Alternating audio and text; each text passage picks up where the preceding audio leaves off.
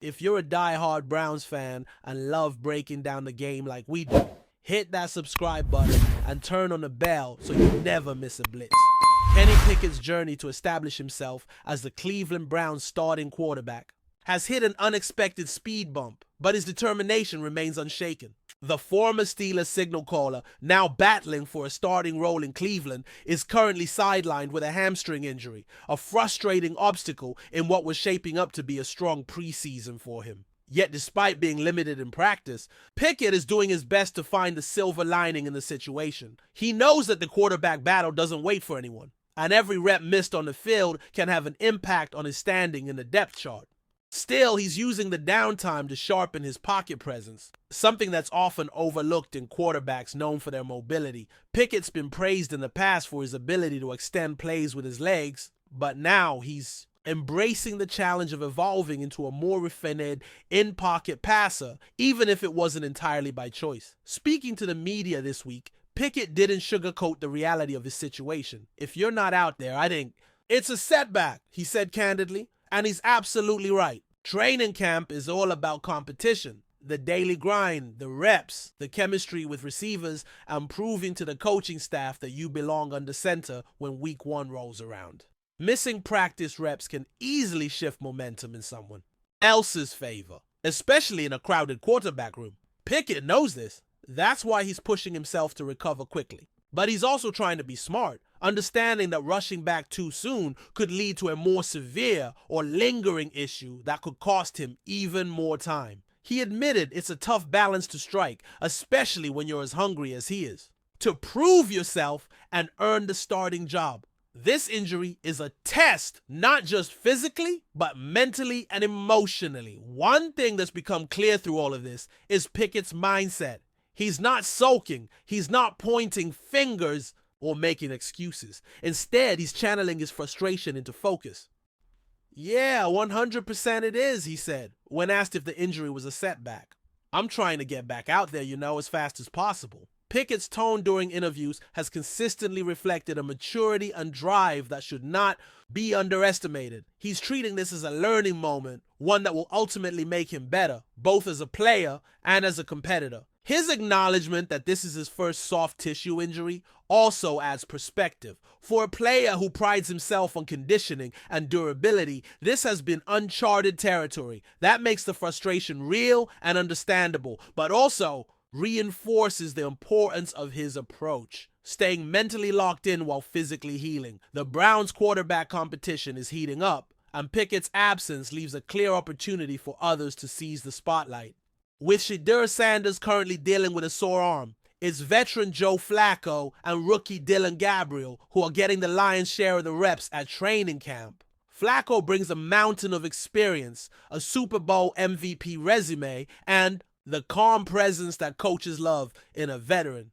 Gabriel, on the other hand, is the exciting wild card. Raw but promising, with quick feet and a gunslinger's confidence. That dynamic makes every missed rep for Pickett feel even heavier. Every day he's not on the field, the narrative can shift. Yet, that also fuels his urgency to return, knowing full well how quickly camp performances can tip the scales in a tightly contested quarterback battle. Mobility has always been part of Pickett's arsenal. Dating back to his days at Pitt, his ability to escape pressure, move the pocket, and throw on the run made him a dangerous weapon.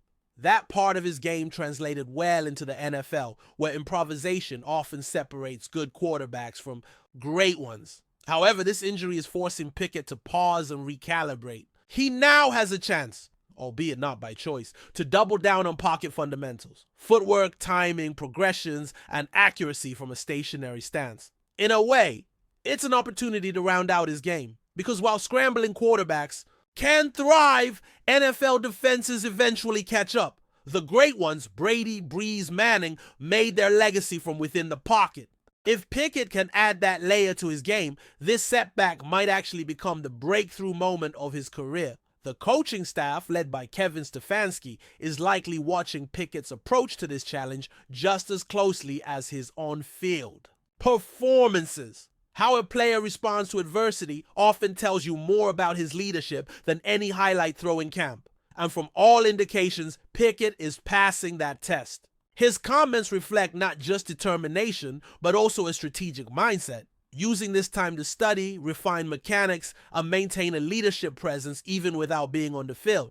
Injuries are part of the NFL, but how players handle the recovery process often defines their long-term viability. Pickett's refusal to disengage or wallow shows a level of professionalism that coaches and teammates notice, especially in a high-stakes position like quarterback. It's worth remembering that Pickett was never handed anything in his football journey. He climbed the ladder at Pitt, had to prove himself in Pittsburgh, and now finds himself in yet another uphill battle. This time with a new team, in a new system, surrounded by new expectations. That underdog mentality has fueled him before, and it's coming through again now. Even as Flacco and Gabriel earn valuable reps, there's a sense that Pickett is lurking, waiting for his shot, refusing to be counted out.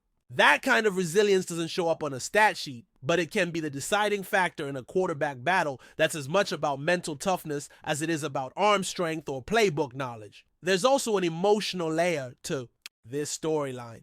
Browns fans are hungry for stability at the quarterback position. They've seen flashes of potential over the years, but consistency has been elusive. In Pickett, there's a sense of unfinished business. Maybe he wasn't the long-term answer in Pittsburgh, but Cleveland could be the second chance he needs. A new stage to prove he belongs as a starter in this league. His injury may slow that storyline temporarily, but it doesn't end it. If anything, it adds drama. The stakes are now even higher. When he returns, it won't just be about catching up. It'll be about making a statement, showing that the time away made him sharper, not weaker. As the preseason games approach, all eyes will be on who takes the majority of snaps and how the competition shakes out.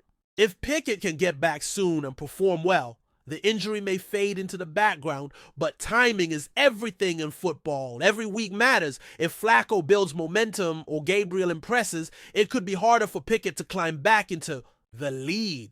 That's the harsh reality of camp battles. Still, nothing about his approach suggests he's backing down.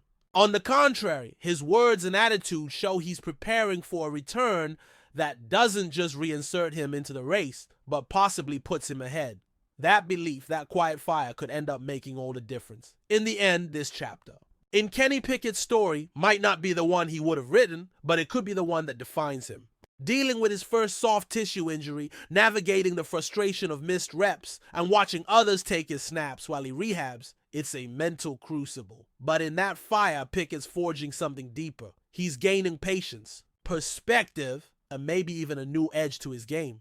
If and when he returns to full strength, the question won't just be whether he can win the starting job. It'll be whether this adversity made him better. Because if it did, the Browns might find themselves not just with a healthy quarterback, but with a stronger leader ready to rise. Enjoying the content so far? Smash that like button and drop your take in the comments. We want to hear what you think about the Browns this season.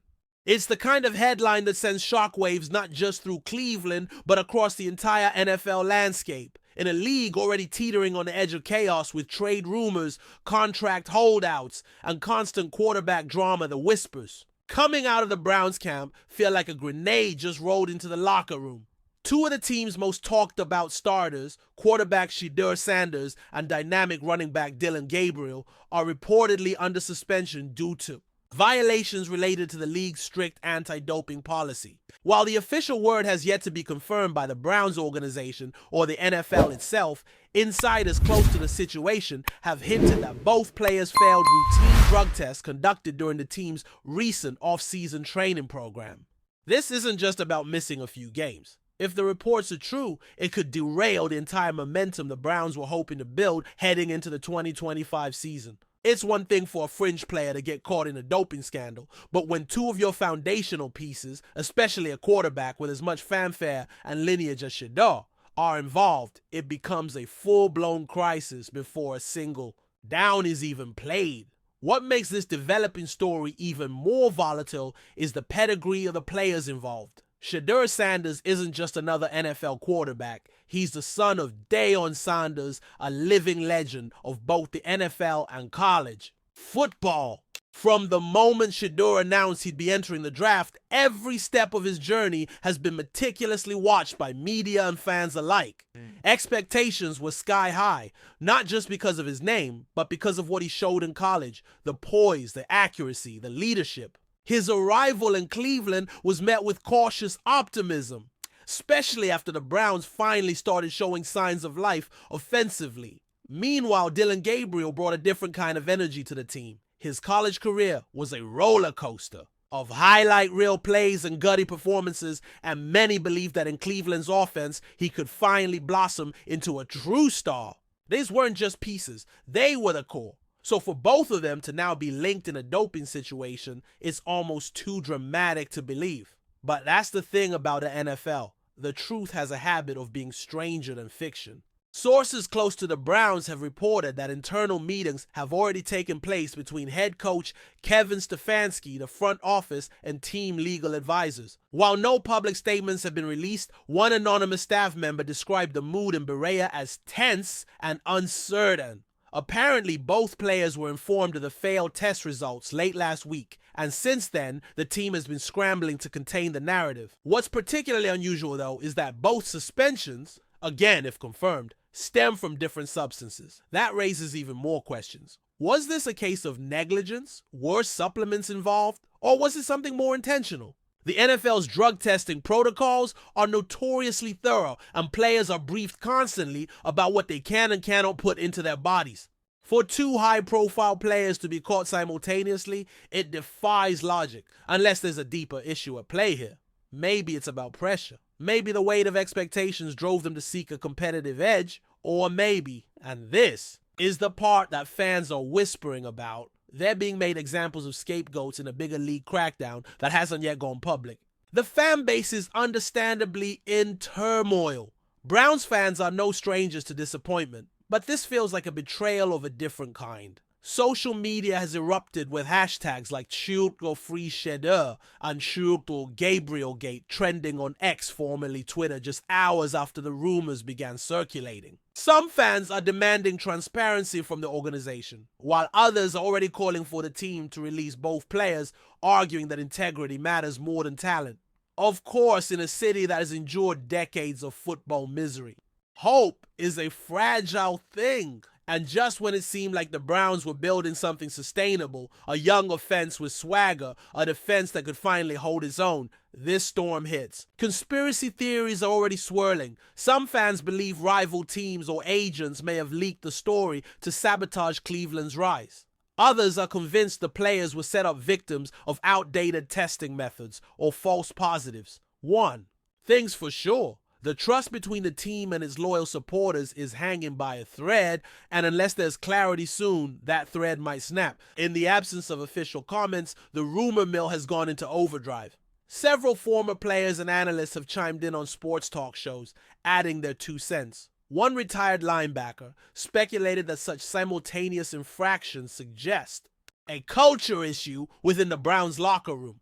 Could it be that the team environment has become lax or worse, permissive of cutting corners?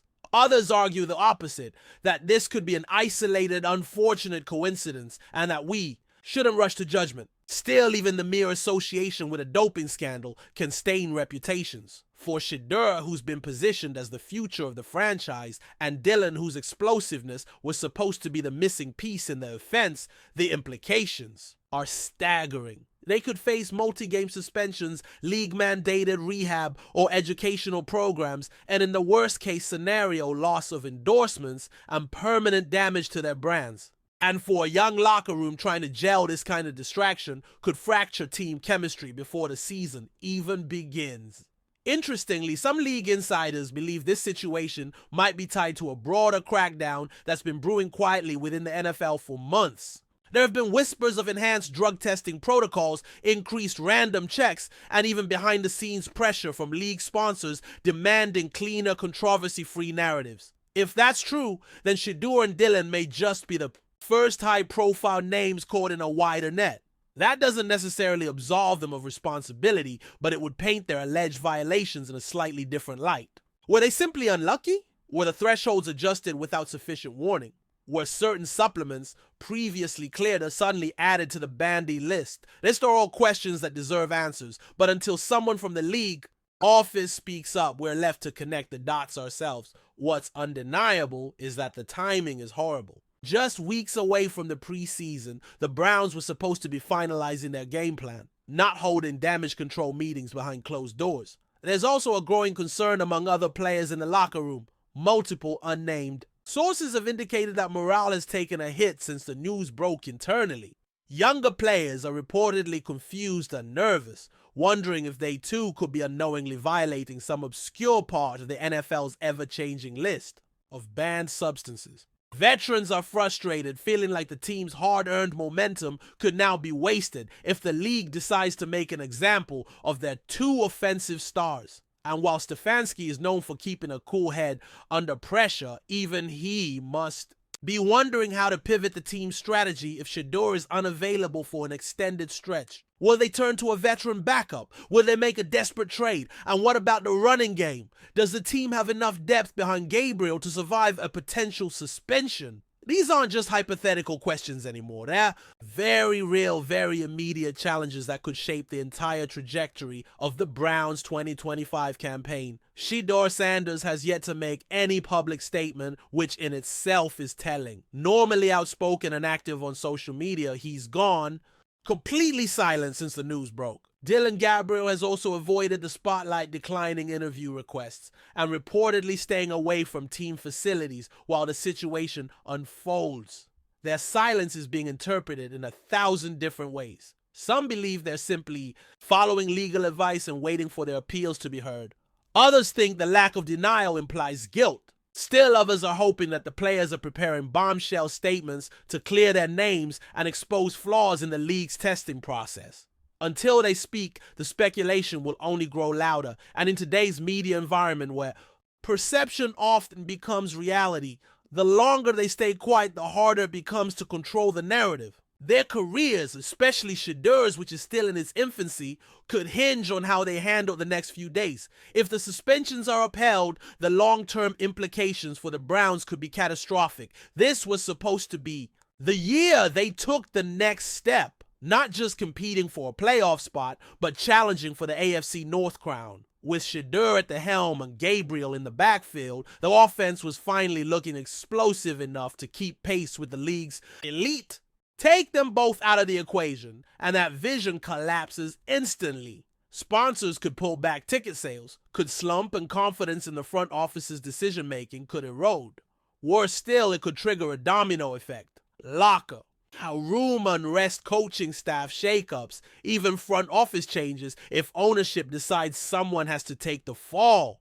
The NFL is a league of razor-thin margins, and one scandal, even if temporary, can be enough to send a team spiraling. That's the nightmare scenario now hovering over Cleveland, like a storm cloud that just won't pass. For now, all anyone can do is wait.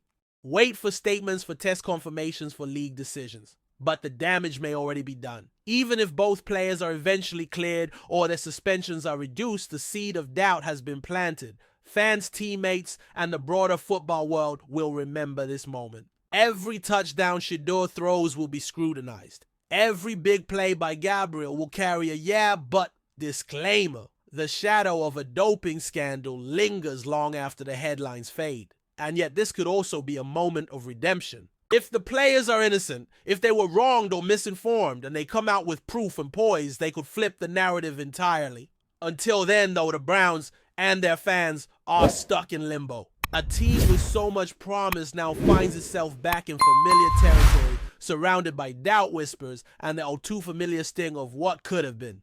Thanks for riding with us on another Browns Blitz. If you liked the video, share.